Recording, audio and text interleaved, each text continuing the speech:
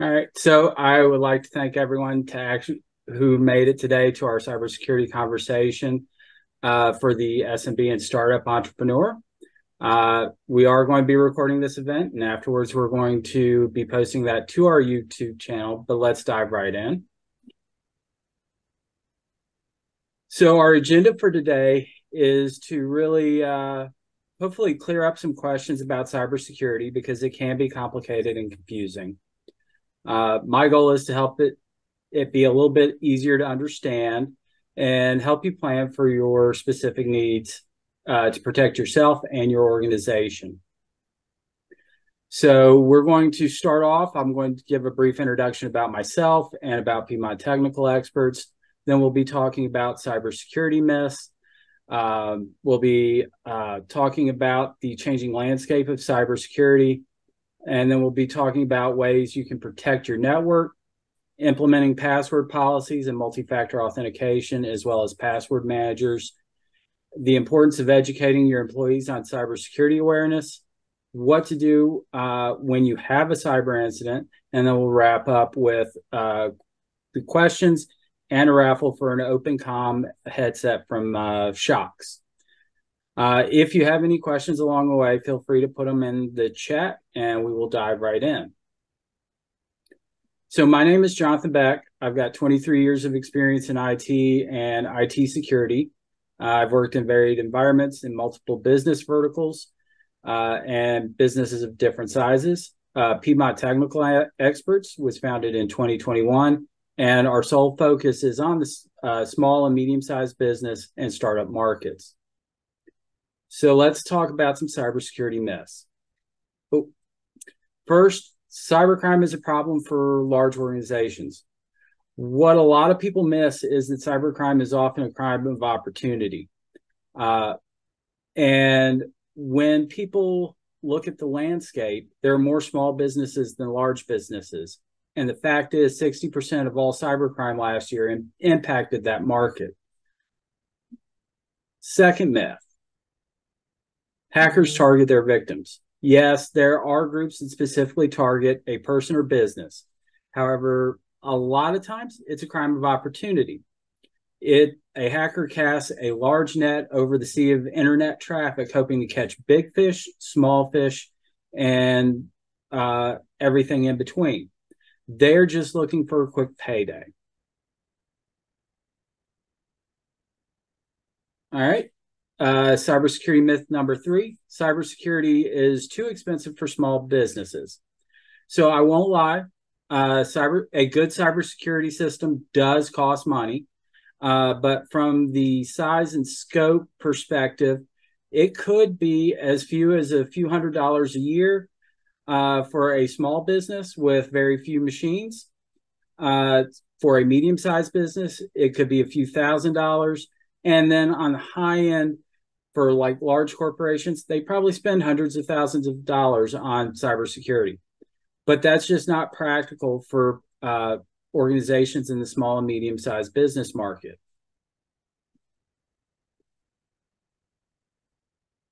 So this is a very simplistic drawing of all the things going on right now on the internet. You have your computer and your data. You have your client's computer and their data. And then you have all these bad actors on the internet, whether it's viruses or ransomware, hackers, phishing attacks, or malware. And you also have your cloud applications. So the goal is to protect your data and your client's data and still be able to access the cloud systems without letting those bad actors into your network. So let's just dive right in and start talking about the evolving landscape of cybersecurity. So how things were done in the past. If you had antivirus and you did your software updates, you were protected. That was the good old days. Those don't exist anymore. Those were also the days where your biggest worries were things like Trojans and worms.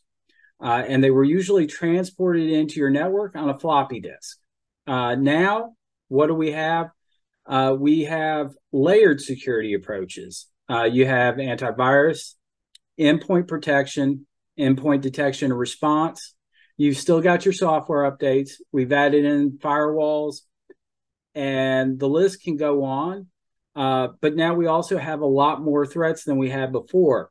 You have viruses, ransomware, hackers, phishing, spear phishing, just to name a few. So where do we need to go? Well, AV and endpoint protection need to kind of go by the wayside. You need to be looking at endpoint detection response for your antivirus solution. You definitely need to keep up with your software updates. Those are never going away. You need to look at education for your users. You definitely need a good quality firewall. You need VPNs, and the list can go on from there. Basically, it is a continual process of improvement, monitoring, and that's how you end up protecting yourself. All right, so identifying vulnerabilities and entry points into your network.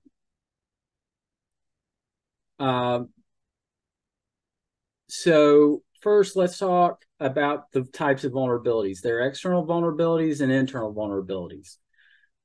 External would include things like malware, which could come in through web browsing, clicking a link in an email, or just potentially web browsing. Hackers, that's going to be usually a brute force attack. That could be coming through a improperly configured firewall or missing firewall. It can also be combined with a phishing attack. Phishing attacks are going to typically come in through email, possibly SMS, text messaging, or even phone calls. Same with spear phishing. An example of this would be if you receive a phone call, and this actually happened to someone that I know. The person called, they said they were from Windows and that they had a virus on their computer and they needed to remote in order to fix the issue. And of course, because they said they were from Windows, they let them right in, and then they ended up needing to get a lot of financial information updated as a result.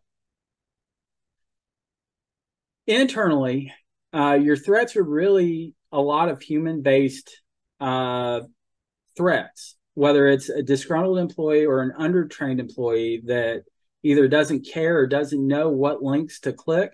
That's a potential issue.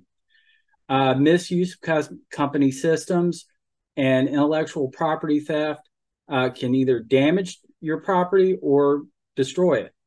But those are the threats that you typically are looking for internally. All right, so best practices for securing your network and data. 3 categories here: preventive, external, and internal. So the preventive protections that you can take are routinely performing vulnerability scans on your network. This would ideally be both internal and external scans. These can be costly if you are going to a company that specializes specifically in these types of scans, because that is their bread and butter. Other companies offer it as a benefit, and that is something that you can look into as far as accessing a vulnerability scan. These should be done annually, or if you've got a decent sized network, you would probably want to do it after any significant system change. Next, you would want to do annual network and security audits, where it basically monitors the health of your network and tells you at point in time the health and security concerns within the network, and have backups in place. Backups for your on-prem data, as well as backups for your cloud data as well, because cloud providers back up their data, but they do so in order to recover from their disaster, not necessarily your disaster. All right. So external protections. Definitely have a firewall, but not just any firewall. You want a firewall that has anti-malware software built on it. Yes, your PC should have anti-malware software or an EDR product on it, but having the firewall with antivirus on it gives you a layer of scanning before the traffic even makes it into your network. Second, you want to have a VPN on that firewall. That way, if you're connecting to a brick and mortar store, you have a tunnel between your PC and your office building that is encrypted and protected. IPS stands for Intrusion Prevention System, and IDS stands for Intrusion Detection System. And basically, an IPS system is going to block someone trying to get into your network, and an IDS system is just going to report on attempted intrusions. Typically, these are all add-ons for a firewall. Internal protections will be having a properly configured computer. What do I mean by that? I mean that you have your user account set up on the computer, but you only give your users the rights and permissions that they need to do their job. Second, you have your files properly secured. Properly secured files means that if you have an employee that doesn't need access to a folder, they don't have access to that folder. Same with your clients. If you provide external access to files to your clients, make sure that they only have access to the files that they need for you to do your job. Proper usage and configuration of cloud systems. This would be who you let into, say, your Microsoft Teams environment or your SharePoint environment, as well as not giving people admin rights to your Office 365 if they don't really need it. EDR is short for Endpoint Detection and Response, and that is a next generation AI-driven antivirus.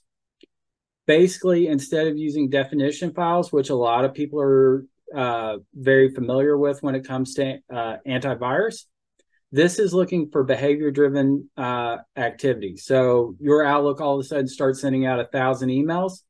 An EDR program is going to block that. Another benefit of an EDR solution is if you do get a virus, you have the ability to roll your machine back pre-infection. Again, having VPN software on your computer, like a NordVPN or NordLayer, are two examples of VPN software, will create a virtual private tunnel to the internet that protects your machine when you're, say, at the Panera Bread. With that said, I typically recommend people don't connect to public Wi-Fi without VPN software. And I would say if you do not have VPN software, consider tethering to your phone instead, just as best practice. All right, password best practices. I am sure everyone has seen the top part of this list on what makes a good password, so I won't go too much into those, but I am going to add a couple. Good password is one that is not on a Post-it note. That is number one. Number two, a good password is one that cannot be found under your keyboard, under your mouse pad, in your pen drawer, or stuck to your monitor. And then I will also say, even once you do the complex password, a good password is one that you can easily remember. And I know you're probably thinking that's a contradiction, but it's really not when you consider using a passphrase instead of a password. So it's easier to remember the brown dog runs too fast, and I can work in some numbers and special characters in order to make that a password that's complex. That's a lot easier to remember than just a bunch of random characters I bang on my keyboard. So that is what I mean by making a good password that's easy to remember. Another common one is nothing that's going to easily identify it as you. So no anniversaries, no birth dates, no children, no, all those things are great, just not as passwords. Avoid common passwords. The most common password there is right now, and you can Google it and check me on this if you like, but the most common password is actually password. So you don't want to use that one. Right after password is password 123 or password 123 with an exclamation mark. Also avoid those.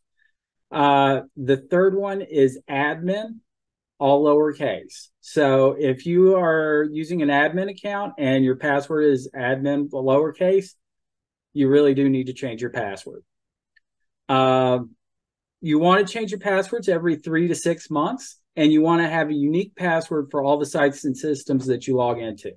Now, if you're like me, there's probably on a daily basis at least a dozen or more sites or computers that I log into. And that's a lot of passwords to remember. So that's where a password manager like NordPass or LastPass would come into play.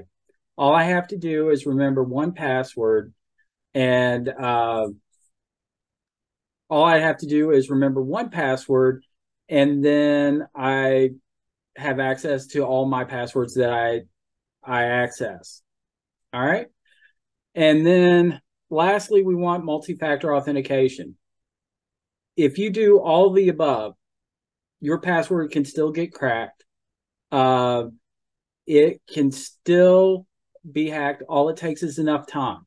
Now, granted, if you do all these things, there are charts out there that will tell you it will take a password cracker somewhere in the neighborhood of 33,000 years to crack your password. But people do get lucky. So you want to have another way of protecting your accounts. Multi-factor authentication would be things like SMS text messaging, emails that will send you a code to put in after you authenticate. You can also use applications like Google Authenticator. Microsoft has an authenticator. And then there's Duo and Okta as well as for multi-factor authentication. I did get a question from the last slide. Do I have a VPN software I would recommend? So it really depends on size and need. If it's a one-person office, NordVPN is a really great, solid solution.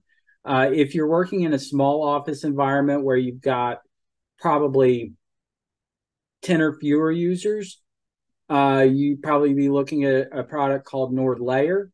And then anything above that, if you're in an office setting and you have a firewall, typically your firewall is going to have VPN software. I really like Sonic Walls for small businesses, and we'll actually be talking about that, I think, in a little bit later. But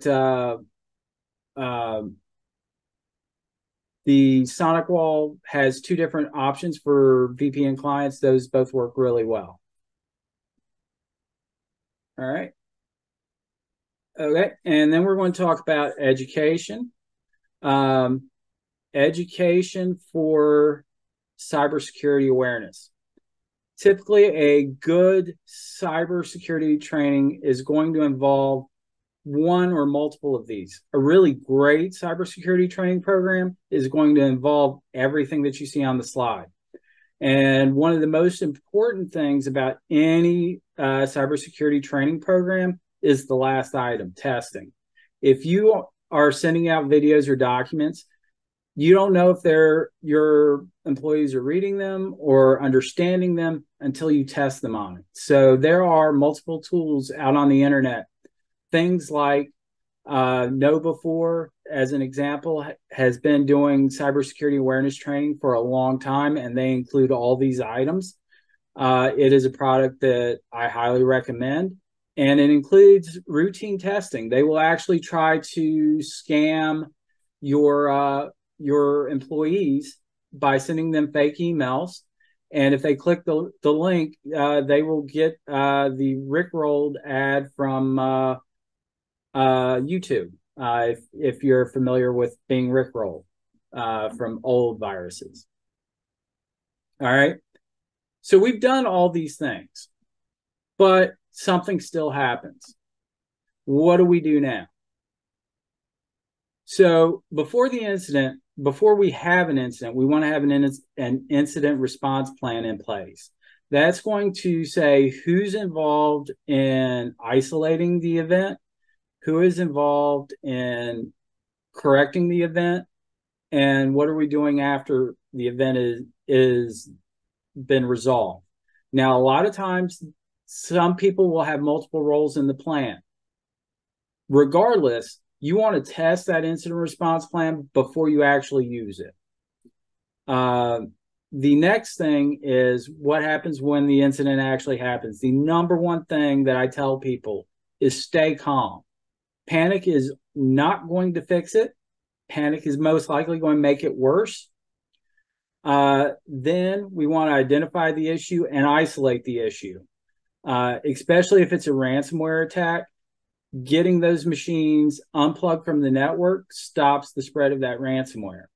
And we don't want to power any of those machines on or have them connected to the network until we have cleaned those machines. Otherwise, we'll just start the spread of that virus all over again. Then we want to look at notifications. During the incident, notifications may be internal only, letting people know what's going on. It may be notifying clients that we're having system issues.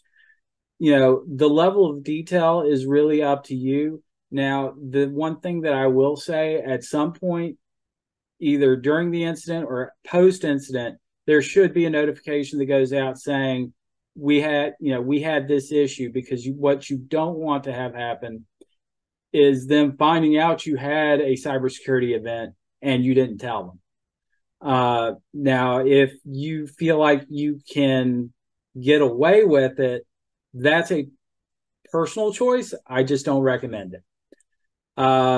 Once the issue's been remediated, we're not done yet. We have to do kind of a post-incident analysis. We want to get to a root cause. What caused the issue? What was the impact? What did it cost us money-wise, lost productivity, etc.? Again, we want to do the notifications, and then we want to figure out where in our cybersecurity plan, where that broke down, and implement a fix to prevent something similar from happening in the future. All right. And that was all I had. I will open it up for questions. Y'all are free to unmute if you have anything specific you would like to ask. I have a question. Okay. So say you have employees that are all remote, and you are obviously dealing, in my line of work, obviously it's very sensitive topics. If I were to supply laptops for my employees, is there a way to build a firewall to the point where they cannot download external apps and other things that are not part of my business? And is there a way to remotely go in and wipe things out if for some reason they're no longer my employee? Yes. What you can do is with, say, like a Microsoft 365 subscription, like Business Premium, that gives you the ability to do what's called mobile device management. And what you would do is install that. That allows you to define policies on the PC that will say you can or cannot download software. Additionally, what that will allow you to do is when it's enrolled in MDM, because again, IT guys like abbreviations, it will let you remotely wipe that device if you have someone leave the company and not return the device, or if it's stolen, or if it's dropped, anything, somebody steals a hard drive out, the second the hard drive is plugged in, it would remotely wipe. Okay. All right. Any other questions? I have a question, JB, about how to, I'm not sure what you said exactly about cloud-based stuff. So I keep a lot of, files, work that I've done, that kind of stuff for clients. I keep it in the cloud. Yes. So what do I need to do to back that up? So typically, again, I will say that if it's Microsoft or Dropbox or Google, those documents are backed up by the provider, but it's backed up from the perspective of if Google has a disaster, Microsoft has a disaster. Right. And they will keep, like, if you accidentally deleted something, they do keep a recycle bin for 14 days. If you need something that is potentially longer, or you want to solve for this file just corrupted, it's still there, but I can't open it. There are some third-party products out there. The one that I like is a product called Dropsuite. Okay. It offers a lot of good protections. If you work with, say, certain entities that may require legal issues or legal type scenarios, they have a built-in legal hold within the product, so it will prevent you from deleting the backup or it will prevent you from deleting the file or deleting the backup. So regardless, the data is protected. Again, that might also be good if you have like a HIPAA compliance standard that you wanted to follow or needed to follow, and PCI would be another compliance that would require you to have that level of backup. Okay, thank you. Uh-huh. I have a question, JB. Sure. So, I because I'm always moving around, I am using I try to use my hotspot as much as possible when I'm at if I'm at a coffee shop or anything like that. I try not to use their Wi-Fi if possible. Can somebody still hack in through the hotspot? That is a possibility. That actually, typically when you set up a hotspot, you have a password that you have set up for it. If it is a easy to guess password, or it's a short password, it's absolutely possible that they're able to hack in. If you've got a 15, 20 character Wi-Fi password, less likely that that's going to happen. Especially since typically when you're in these remote environments, you're probably not going to be at the Panera for 8 hours, but maybe you are. Just having a good password is really good protection. Also, you can set that up to where you don't broadcast out your network name. So like when I hotspot on my phone, I don't broadcast out JB's iPhone. So not for someone not being able to see it, that's a good protection as well. So if you hide your network name, they just won't be able to connect to it to start with, or it makes it harder for them to find it. Okay, I have to figure out how to do that. To make it so that it's not now broadcasting. Hypothetically, then how do I find it? You would manually set it up on your PC. So there's a way you can go into your PC and manually set it up. That this is the SSID, which is the abbreviation for network name for a wireless network. So if your network name was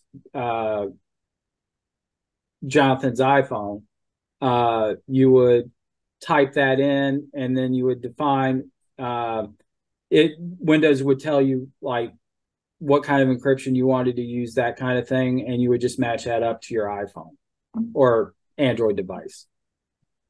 Yeah, because I feel like I'm being safer by using the hotspot. You are. At the same time, I was concerned that, if you had somebody who was smart enough, they could figure out a way in.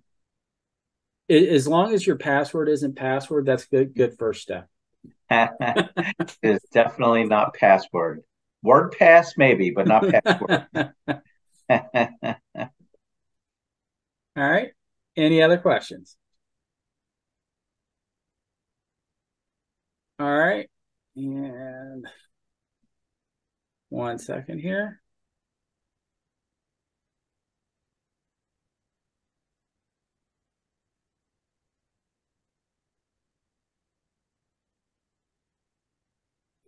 We will roll to see who wins the dice here.